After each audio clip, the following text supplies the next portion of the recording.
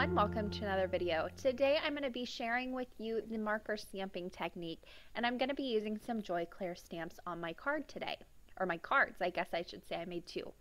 So I'm using the brand new vintage ornament stamp set. This is gorgeous. This is a larger stamp set. I believe it measures 6 by 8, and it is just filled with gorgeous images. So you have this nice little branch up at the top. Then you've got two ornaments, a wood one and a regular kind of ball ornament. Then you have all these different images that you can put inside your ornaments as well. You also have a little hanger there that you can use to hang your ornaments from the branch. Now, like I said, I'm going to be doing some marker stamping today. I wanted to do a little experiment and see what kind of paper I actually like this technique better on. So I went ahead and used a rectangle die cut to die cut some watercolor paper and heavyweight white cardstock. I'll also be using my MISTI, so I know I get the same amount of pressure. The images are in the exact same spot. So this is more just about me testing the paper for this marker stamping technique that I'm doing today. I am using watercolor brushes. These are the Arteza brush markers. You can use whatever watercolor brush you have on hand. It will work, whatever kind you have. So I am just taking a few different colors here. I'm starting off with a brown color, and I'm going to color in the little branch. Then for all the little pine needles, I'm going to go ahead and come in with my lightest green shade. I'll actually be using 3 different shades of green for this. So I'm going to go ahead and start with my lightest. I'm just using that brush tip to very quickly color over the stamped image. Now you can see I've got my panel in there ready to go. I'm starting off with my watercolor paper, and once I have my little image colored in, I'm going to give it a quick spritz with water, not too much, and then I'll go ahead and shut the lid of my MISTI. I'll give it a good press, and I want to let this sit on the paper for about maybe 10 seconds, not too long, and then I can lift it up. There's my first layer of stamp. You can leave it like this, but I'm actually going to do a little bit more coloring.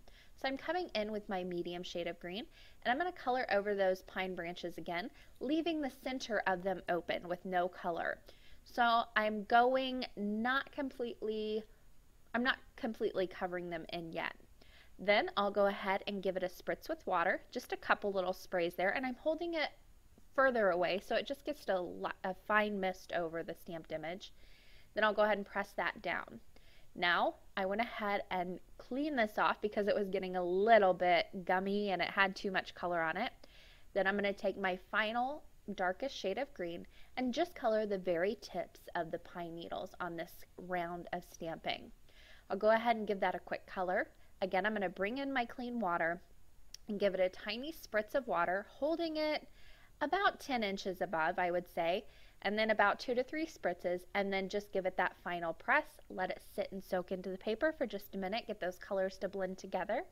And then I can go ahead and lift up my MISTI, and there is a closer look at how this technique looks on watercolor paper.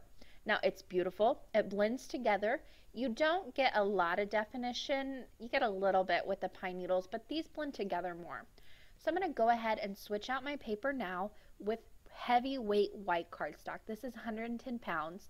You're going to be adding a lot of water, so you need to use a heavyweight cardstock if you don't want it to pill and kind of fall apart on you. I'm going to do the exact same technique. I didn't move my stamp at all. I just went ahead and cleaned it.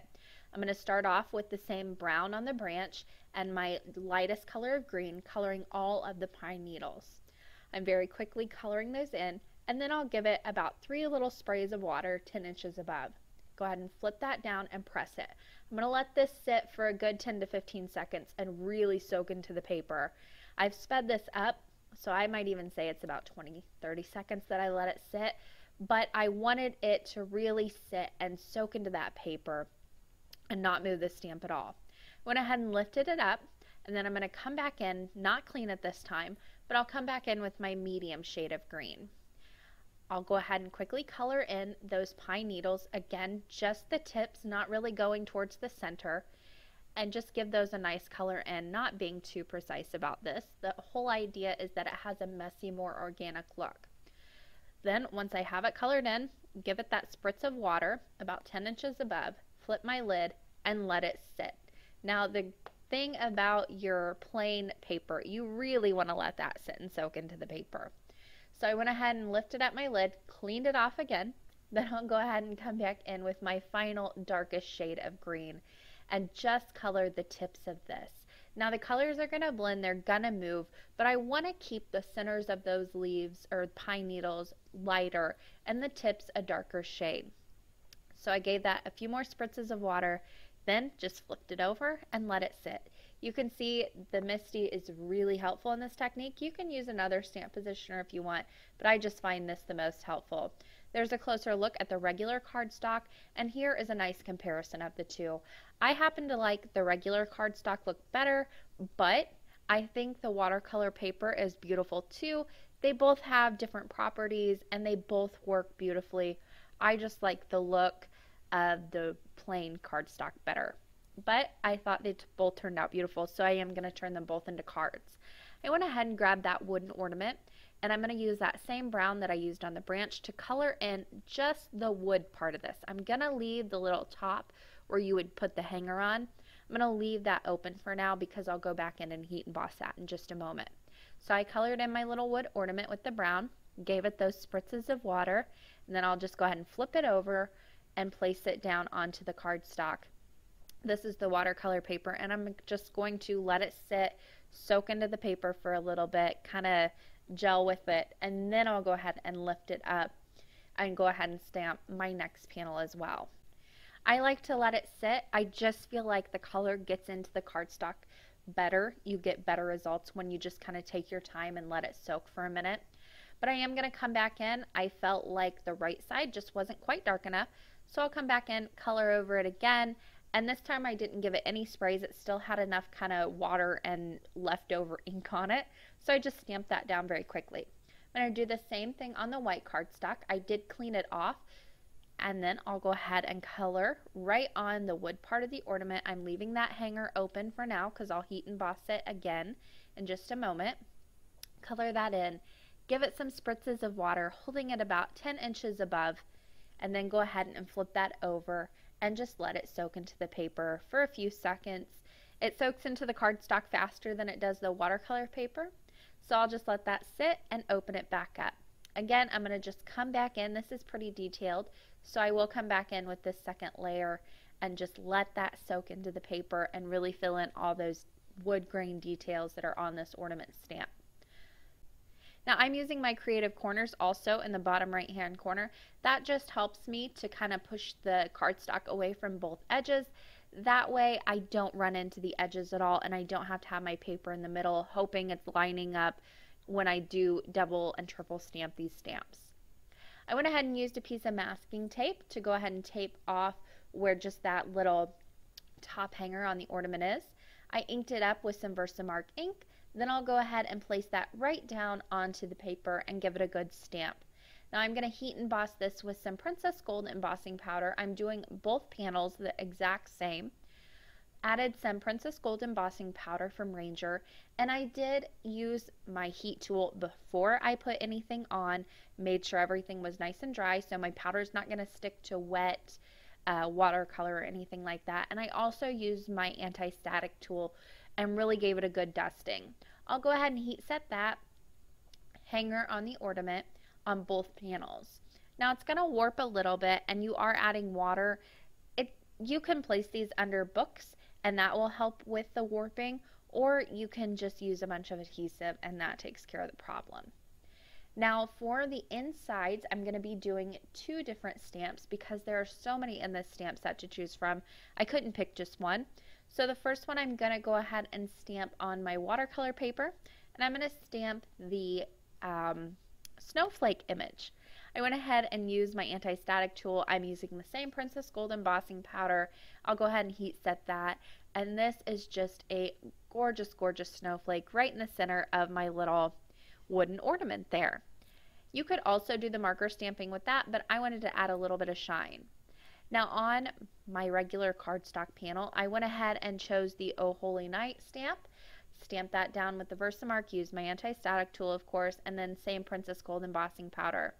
There is a closer look at that. Is that not gorgeous?